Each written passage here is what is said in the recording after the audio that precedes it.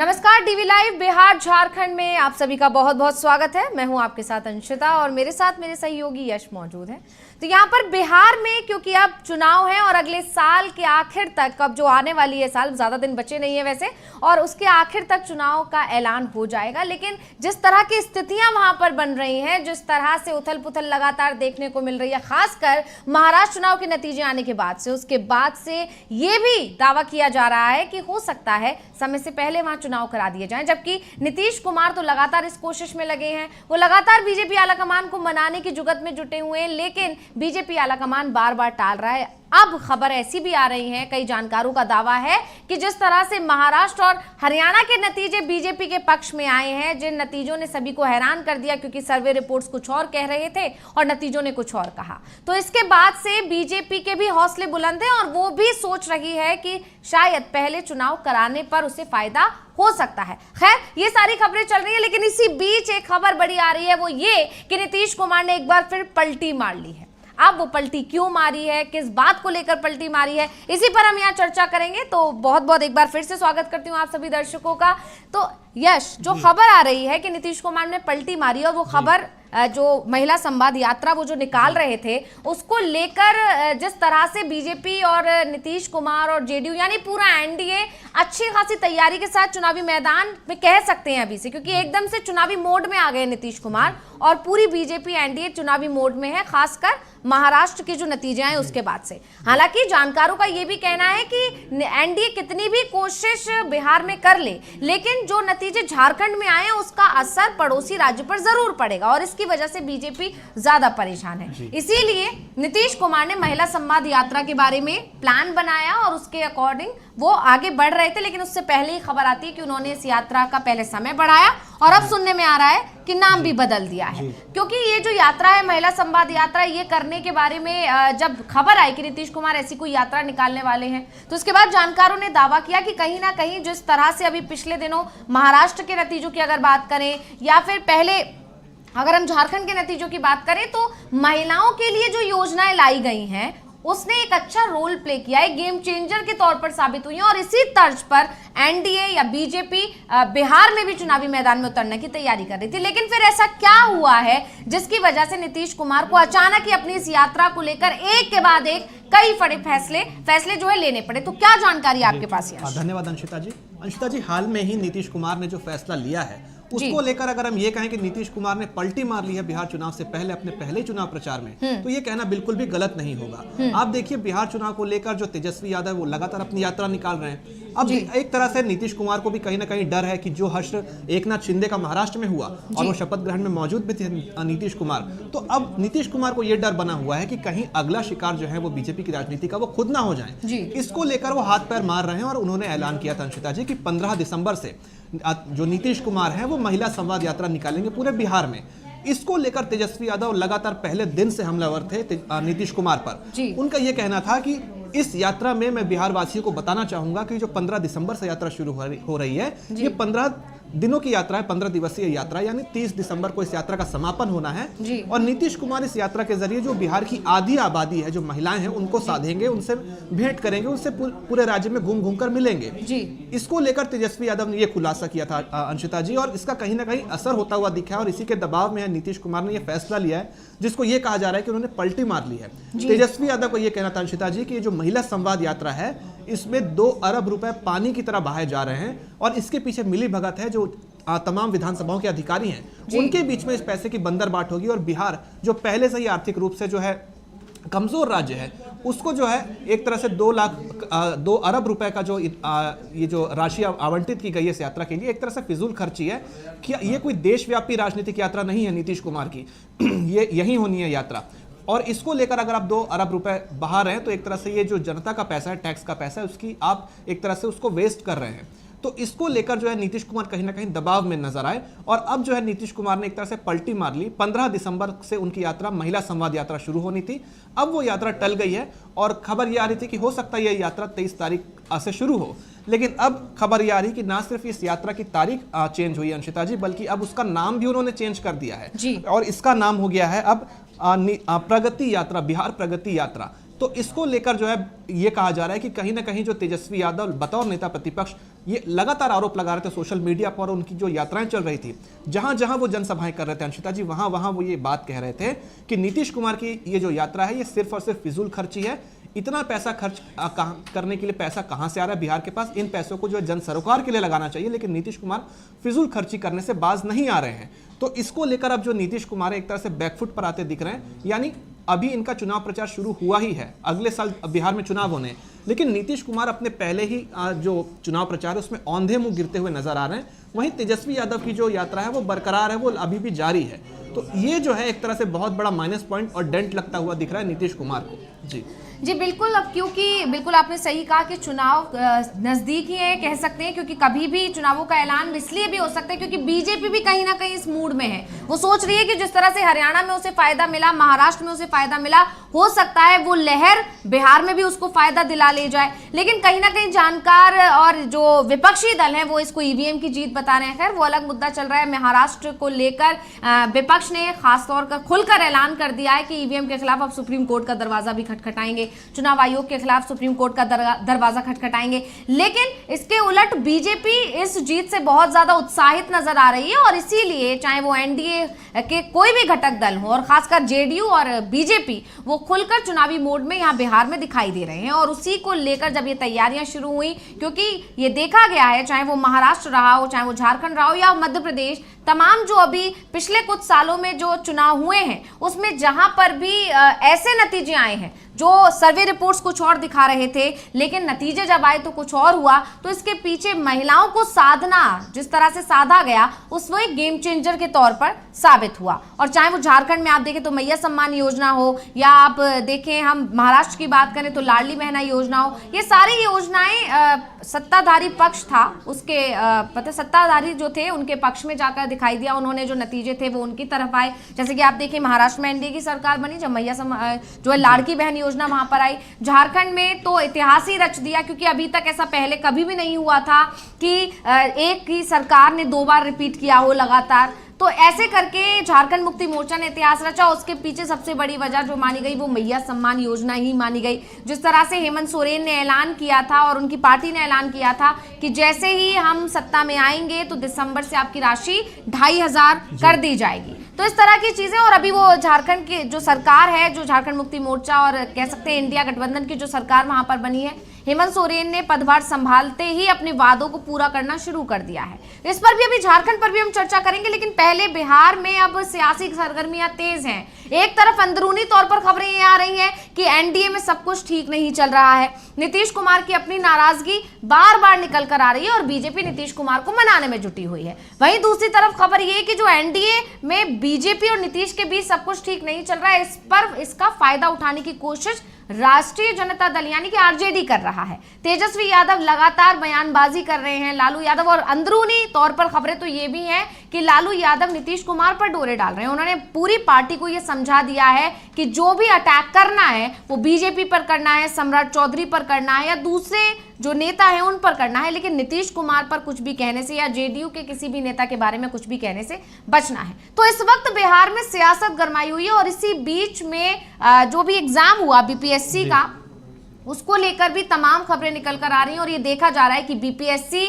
और जो छात्र हैं वो अब आमने सामने आ गए हैं। विरोध प्रदर्शन की स्थितियां हैं, छात्र अब अपनी नाराजगी खुलकर जाहिर कर रहे हैं। हालांकि पिछले कुछ दिनों से बीपीएससी परीक्षा का जो मुद्दा है वो लगातार सुर्खियों में छाया रहा। इससे पहले नोटिफिकेशन बीपीएससी की तरफ से जब जारी किया गया था कि जो एग्जाम होगा वो अलग अलग पाली में होगा, अलग अलग शिफ्ट्स में होगा, ऐसा कहा गया था। उसके बाद छात्र सड़कों पर उतरे, प्रदर्शन किया। बिल्कुल यूपी में जैसा हुआ था वैसा ही बिहार में नजारा देखने को मिला।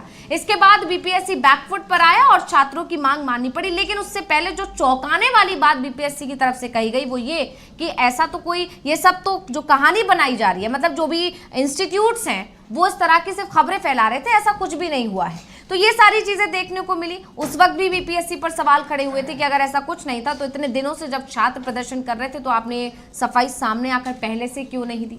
तो उस वक्त भी सरकार पर, नीतीश सरकार पर या बीपीएससी पर सवाल उठे थे और इससे माना गया था कि जिस तरह से यूपी में लोकसभा चुनाव के दौरान छात्रों की नाराजगी का नुकसान बीजेपी को उठाना पड़ा, ऐसा ही नुकसान नीतीश कुमार को या एनडीए को बिहार में उठाना पड़ सकता है। ये सारी चीजें मतलब छात्रों का जो गुस्सा है, छात्रों की जो नाराजगी, वो उन्हें भारी पड़ सकती है। और अब एक बार फिर बीपीएससी की परीक्षा तो हुई, लेकिन परीक्षा के बाद जो हुई है उसके बाद से एक बार फिर बवाल खड़ा हो गया है। तो इस बार क्या है विवाद की वजह, यश हमारे दर्शकों को बताइए। अंशिता जी, हाल ही में यूपी में जो एआरओ की परीक्षा है उसको लेकर देखा गया था कि छात्रों ने जब आंदोलन किया तो योगी सरकार को घुटनों पे आना पड़ा।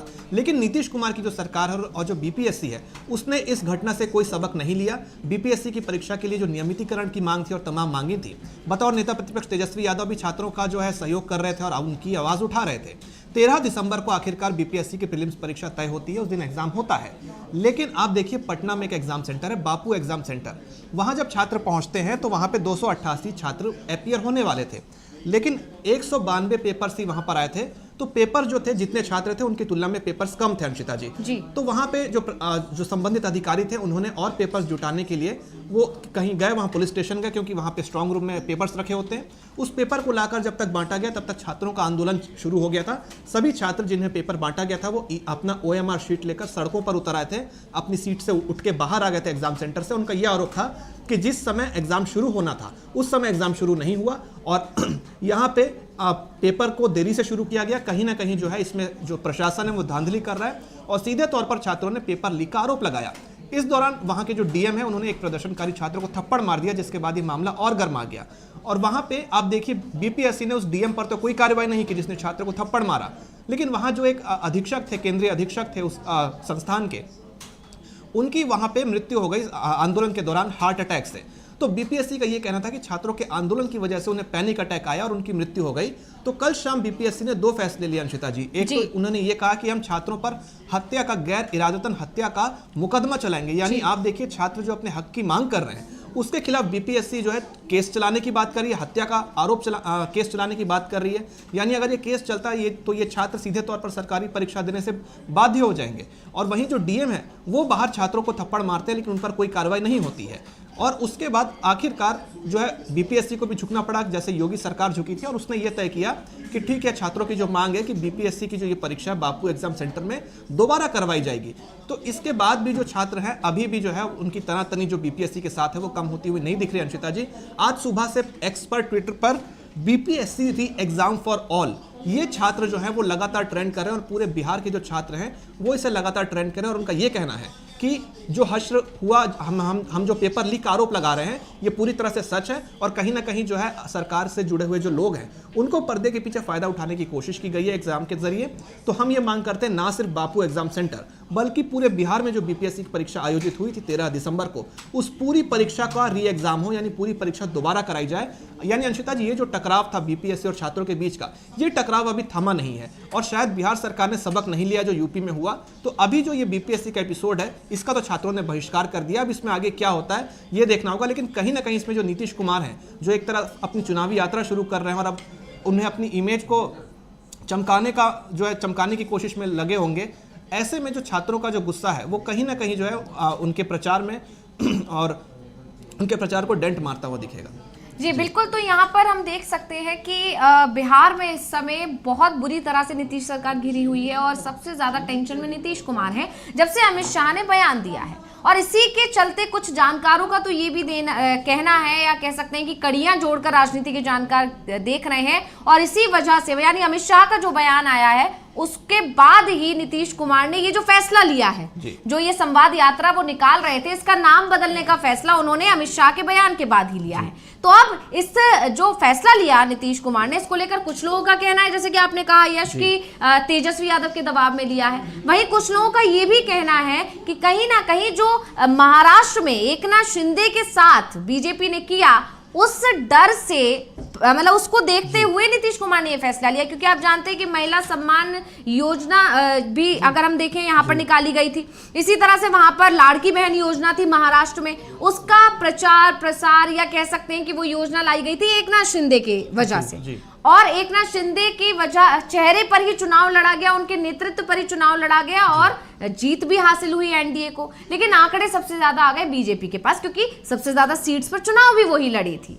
अब ऐसे में अगर वही स्थिति यहां पर बन जाती है, यानी नीतीश कुमार एक यात्रा निकालते हैं, महिलाओं को साधने की कोशिश करते हैं, उसका फायदा अगर एनडीए को मिल जाता है और बीजेपी के पास सबसे ज्यादा नंबर आ जाता है, तो बीजेपी नीतीश कुमार के साथ ठीक वैसा ही कर सकती है जैसा कि एकनाथ शिंदे के साथ उसने महाराष्ट्र में किया था। और यही एक बड़ी वजह मानी जा रही है कि नीतीश कुमार अब मजबूत बीजेपी को नहीं बनने देना चाहते हैं। वो समझ चुके हैं कि ऐसा उनके साथ खेल हो सकता है कि बाद में, मतलब अभी भले ही बीजेपी कह रही है कि आपके नेतृत्व में चुनाव लड़ा जा रहा है, आप ही आगे चलेंगे, मतलब बहुत सारी चीजें, अभी बहुत सारे लुभावने सपने बीजेपी की तरफ से दिखाए जा रहे हैं। उसके बाद अगर एनडीए की सरकार बन गई और सबसे ज्यादा आंकड़ा बीजेपी का हुआ, तो बीजेपी नीतीश कुमार से कुर्सी वापस ले भी सकती है। और ये बात बीजेपी जिस तरह की जो षड्यंत्र रच रही है उसे नीतीश कुमार ने भांप लिया। और यही एक वजह है कि नीतीश कुमार अब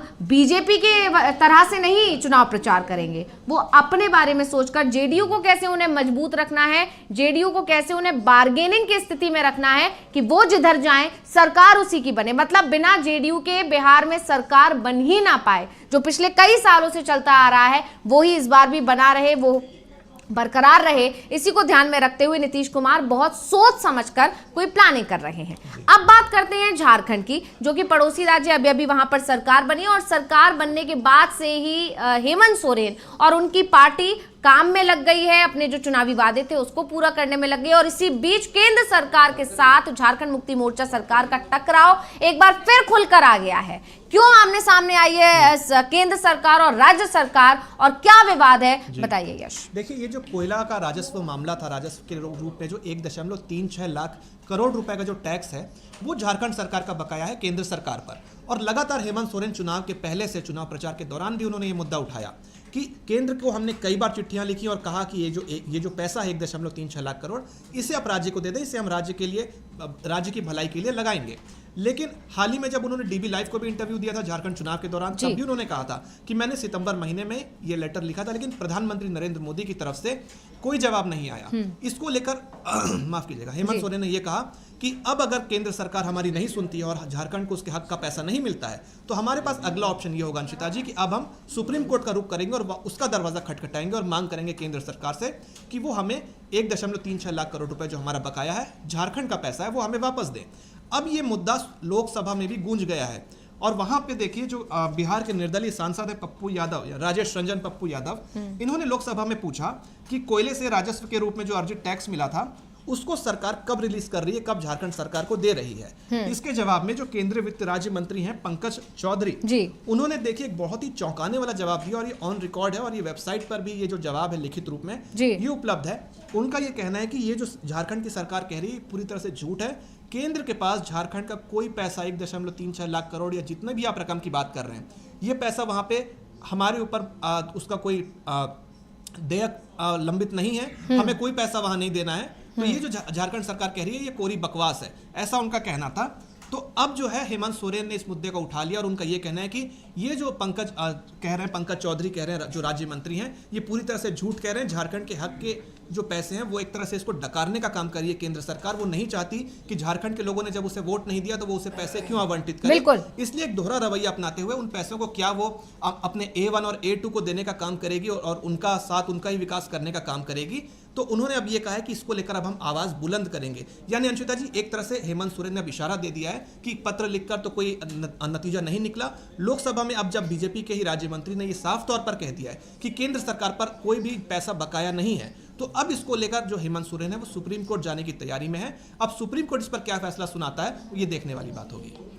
तो बिल्कुल यहाँ बिहार से लेकर झारखंड तक बवाल मचा हुआ है। वहां नीतीश सरकार परेशान है, यहाँ केंद्र सरकार परेशान है। झारखंड की अगर बात करें तो इस तरह से देखा जा सकता है कि फिलहाल बिहार में नीतीश कुमार ही स्थिरता नहीं दिखाई दे रही है। यानी वो बार बार हर मंच से ये दोहरा जरूर रहे हैं कि वो अब कहीं नहीं जाएंगे, लेकिन बीजेपी ने महाराष्ट्र में जो कुछ किया है एकनाथ शिंदे के साथ, उसके बाद से नीतीश कुमार जरा डरे हुए दिखाई दे रहे हैं और इसी वजह से वो अब अपनी रणनीति अपने हिसाब से बना रहे हैं, उसमें बीजेपी का वो कोई भी हस्तक्षेप नहीं चाहते हैं और ना ही ऐसी कोई चीज करना चाहते हैं जिसके सहारे से बीजेपी उन पर हावी हो जाए। वहीं अगर हम झारखंड की बात करें तो झारखंड मुक्ति मोर्चा जो सरकार है, हेमंत सोरेन की जो सरकार है, वो काम पर लग चुकी है और केंद्र सरकार को लेकर तमाम तरह के अभी जो उन्होंने दावे किए हैं कि बकाया नहीं दे रही है, पैसा बचा हुआ है, सरकार देना नहीं चाह रही है जिससे झारखंड की जनता का फायदा हो सके, यानी केंद्र सरकार यानी बीजेपी और मोदी सरकार वो अपना बदला निकाल रही है। जिस तरह से झारखंड की जनता ने उन्हें सिरे से नकार दिया, अब वो झारखंड की जनता को नकार रहे हैं। इस तरह के तमाम दावे झारखंड मुक्ति मोर्चा सरकार की तरफ से किए जा रहे हैं। तो बहुत बहुत शुक्रिया आप सभी दर्शकों का हमारे साथ जुड़ने के लिए और बहुत बहुत शुक्रिया आपका यश हमारे दर्शकों को तमाम जानकारी देने के लिए। इसी